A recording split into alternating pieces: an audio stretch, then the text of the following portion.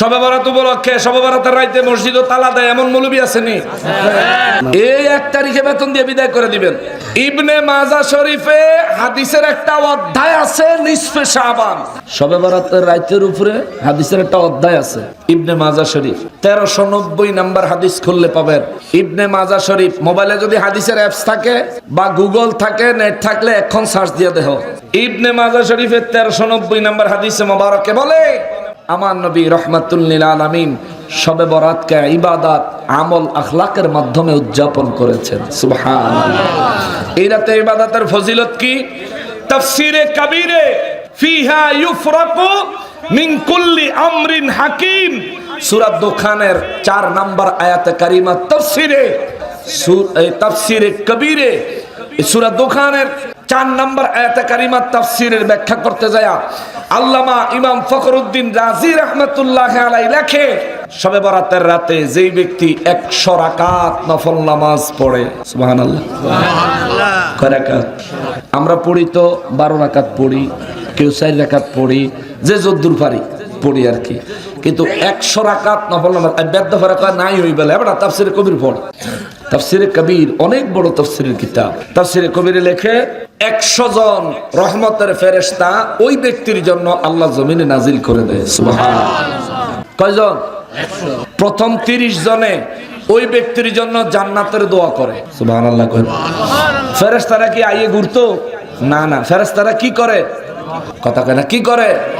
তো ফেরেশতারাও দোয়া করে, করে না শুধু আপনার মসজিদের ইমাম সাহেব।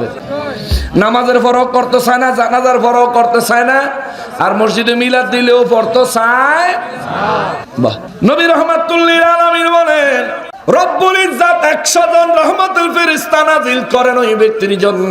লাইলাতুন নিসফি মিন শাবান, শাবানের মধ্য রজনীতে যে ব্যক্তি 100 রাকাত নামাজ পড়ে, 30 জন ফেরেশতা এই ব্যক্তির জন্য আল্লাহ যেন তার জান্নাত দেয় এই জন্য দোয়া করে। 30 জন পরবর্তী 30 জন ফেরেশতা এই ব্যক্তির আল্লাহ যেন জাহান্নাম থেকে মুক্তি দেয় তার জন্য দোয়া করে। সুবহানাল্লাহ। পরের 30 জন ফেরেশতা এই ব্যক্তির জীবনের গুনাহগুলি আল্লাহ যেন মাফ করে দেয় এই জন্য সারা রাত ধরে দোয়া করে। আর চতুর্থ 10 জন ফেরেশতা 100 জনের 3 30 90 রয়েছে কয়জন? এই 10 জন এই ব্যক্তির জন্য রহমতের দোয়া করে। সুবহানাল্লাহ। 100 রাকাত নামাজ পড়লে যদি শরীরে কুলায়, স্বাস্থ্যে কুলায়, আল্লাহ যদি তৌফিক দেয় নামাজ পড়বেন। এখন আইসা কেউ যদি কয় আরে এই হাদিস তো জয়ীফ, এই হাদিস তো দুর্বল, মনে রাখবেন হাদিসের উসুল হচ্ছে যদি কোনো দুর্বল হাদিস থেকে আমলের বর্ণনা পাওয়া যায়, ওই আমল করা যায় বিনা দ্বিধায়, নির্দ্বিধায়। আমল করলে সওয়াব দেওয়ার মালিক কে? আল্লাহ। বেলাল রাদিয়াল্লাহু তাআলা আনহু 2 রাকাত নামাজ তাহিয়াতুল ওযু পড়তেন নবীর নির্দেশে, আল্লাহর নির্দেশে নয়, বরং আল্লাহ এবং তার রাসূলকে খুশি করার জন্য। সুবহানাল্লাহ। আল্লাহ রাসূল খুশি হইছেনি? তার উপর খুশি হইছেনি? খুশি হইছে। সুতরাং আমাদের উপরেও আল্লাহ তাআলা খুশি হবেন। এই শবে বরাতের রাতকে কেন্দ্র করে আমার নবীজি জান্নাতুল বাকি গুরুস্থানে জিয়ারত করেছেন। সুবহানাল্লাহ বলেন। আপনারা যদি সম্ভব হয় শবে বরাতের রাতে আশেপাশে কবরস্থানে যাবেন, নিজের মা বাবার কবরের পাশে দাঁড়াইতে পারলে তো কোনো কথাই নাই, যায়া জিয়ারত করবেন, দোয়া করবেন। একে তো সওয়াব পাবেন, দ্বিতীয়ত আমার নবীর একটা সুন্নাত আদায় হবে। সুবহানাল্লাহ। নবী বলেন, মান তামাসসাকা সুন্নতি ইনদা ফাসাদি উম্মতি ফালাহু আজরু মিআতা শাহীদিন। যে ব্যক্তি আমার উম্মতের ফাসাদ ফিতনার যুগে আমার একটা সুন্নতের উপর আমল করবে, আল্লাহ তারে 100 বার দ্বীনের জন্য শাহাদাত বরণ করার সওয়াব নসিব করবে। সুবহানাল্লাহ।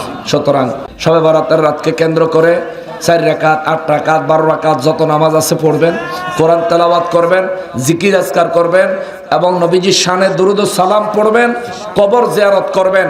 আরেকটা বিষয় হইল শবে বরাতের রাত্রে ইচ্ছা মতন হালুয়া রুটি বানায়া মানুষের দান করবেন, আত্মীয় স্বজনরে দিবেন, পাড়া প্রতিবেশীরে দিবেন, রাস্তার পথচারীরে দিবেন, জনমের মতো দিবেন।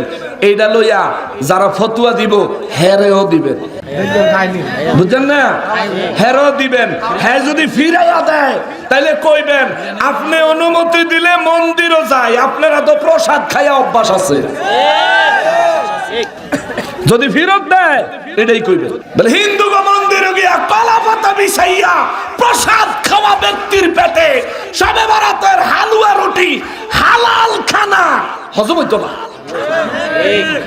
এর লিগে তুমি নিতেছ না, কারণ আমরা জানি কুত্তার পেটও ঘি হজম হয় না।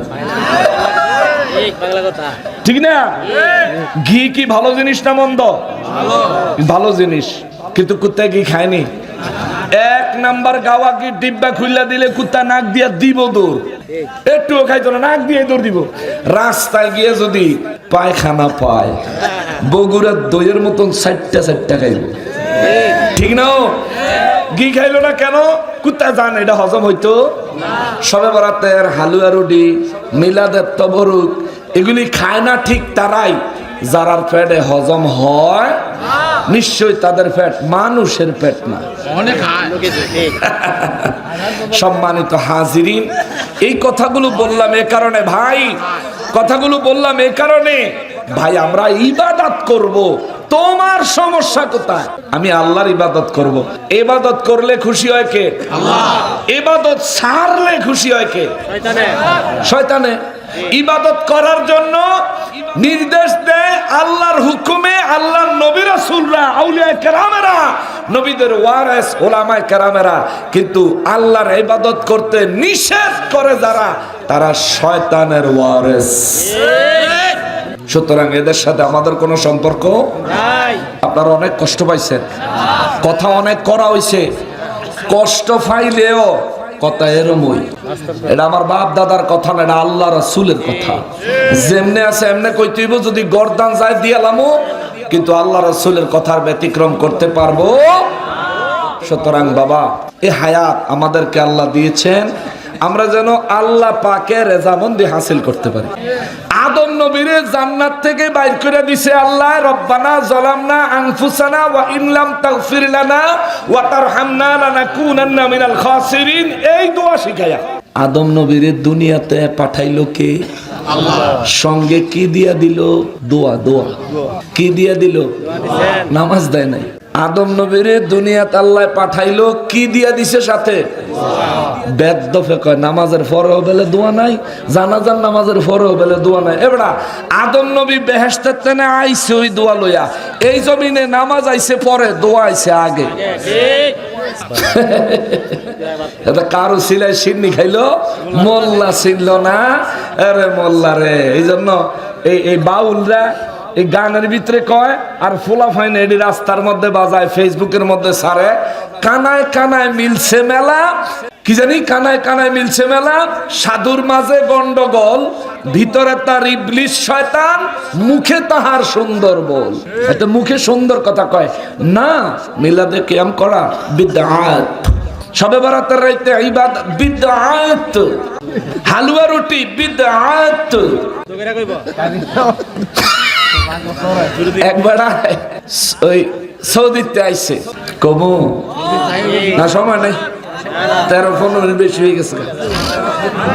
সৌদিতে আইছে আনম্যারিড ছেলে, বিয়ে টিয়া করবো। আগেরকার সময় বিদেশের ছেলে আইলে কিন্তু এলাকার মধ্যে একটা অন্যরকম পরিবেশ হইতো, সবাই তারা অনেক সম্মান করত, ইজ্জত করত।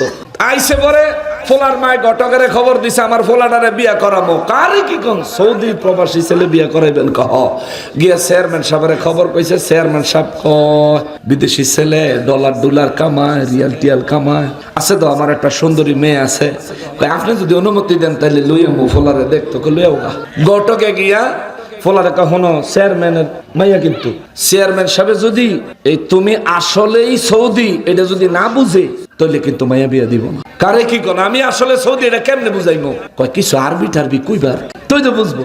আরবি টারবি কিছু কইতে দিব। আচ্ছা ঠিক আছে, তা আমি আরবি কইলে চেয়ারম্যান সাহেব বুঝবো নি? বুঝে না বুঝে তুমি কইও। এখন চেয়ারম্যান সাহেবের মাইয়া হেতারে দেখাইতো আনছে। মাইয়া যখন আইছে, মাইয়া একটু কালার কি একটু শ্যামবর্ণ।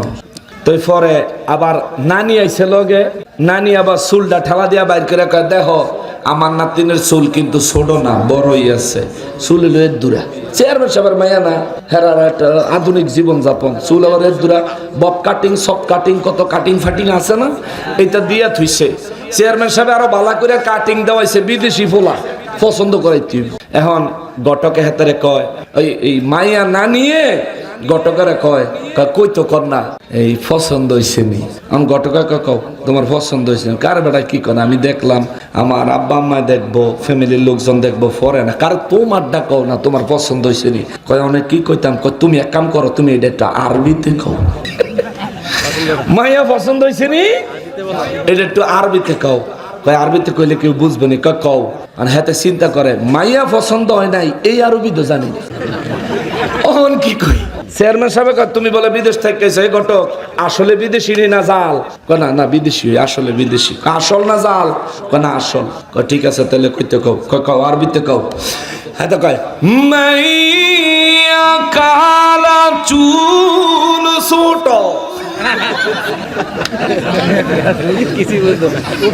কেরাত সুরে। চেয়ারম্যান সাহেবের সুরের ঠেলায় আর কি কইছে এটা খেয়াল করে নাই। চেয়ারম্যান সাহেব তো জ্ঞানী মানুষ না। সুরের ঠেলায় আনে চেয়ারম্যান সাহেব এই ঘটক কি কইল রে? কাফনা না কইলেন আরবিতে কইল আমিও তো বুঝছি না কি কইছে। পরে ঘটকের একটু ফাঁসি হয় না কইছে আপনার মাইয়া মাশাআল্লাহ সুন্দর আছে এর মনে পছন্দ হইছে। ঠিক আছে তাহলে খাওন লাগা দে খাওন। নতুন জামাই ভালো মতন খাওয়া খাওন দাওয়ান আইনা ইচ্ছা মতন খাওয়াইছে।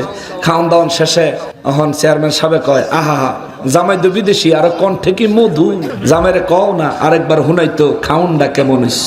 এখন ঘটকে কয় কয় ইয়া খাউনটা কেমন হইছে এটা একটু আরবিতে কও। হ্যাঁ মনে মনে খেতে আগের ডজে বুদ্ধি করে কইছি রহনাবর এটা কি কই কোনটা কই আমি চেয়ারম্যান সাহেব না এলাকার।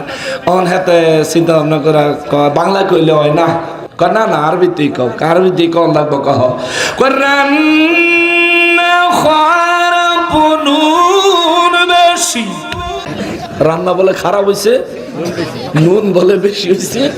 চেয়ারম্যান সাহেবের আম্মায় মাইয়ার দাদি লাভ দিয়ে উঠতে কয় সুবহানাল্লাহ। এরকম জামাই মুসলমান। এই কথাটা আনলাম এই কারণে ওই জামাইয়ের রান্না খারাপ লবণ বেশি মাইয়া কালা চুল ছোট এটা যেমন আরবি না সবে বরাত বিরোধীর বেদাত ফতুয়া আসলে ফতুয়া না।